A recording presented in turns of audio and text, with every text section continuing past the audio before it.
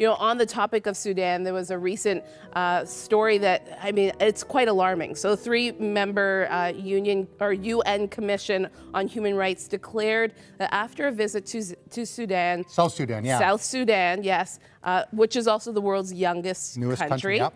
That they feel that it's on the brink of catastrophe and almost to the brink of genocide. And so they actually have compared it to Rwanda.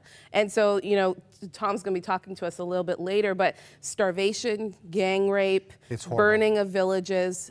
This is scary. And the thing about this that makes it so tragic is after years and years of civil war with the Arab Muslim North, which is now known as Sudan, yes, and then South Sudan with the black Christian animus South, and 2 million people in South Sudan lost their lives. And then, then there was the excitement of this new country, new hope, and all those kinds of things. And now it's descended into these tribal problems, and people are willing to die for land. And as you mentioned, the gang rape and the stealing of children and the killing of men and burning villages. It's absolutely horrible. It all kind of came down. You had the president, the vice president, different tribes. They got into it.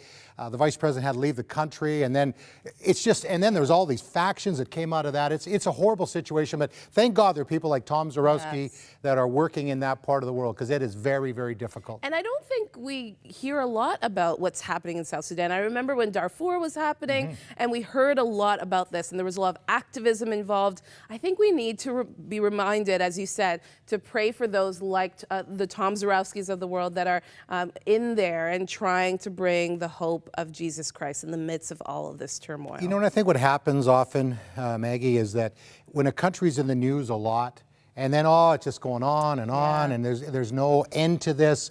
People move on to the next thing, whether it's Syria, it was Iraq before that. And so South Sudan, we need to remember our brothers and sisters down there and the people of South Sudan that are just suffering terribly. But yet in the middle of all that, God is still working, and I know Tom will share some of those stories. Yes.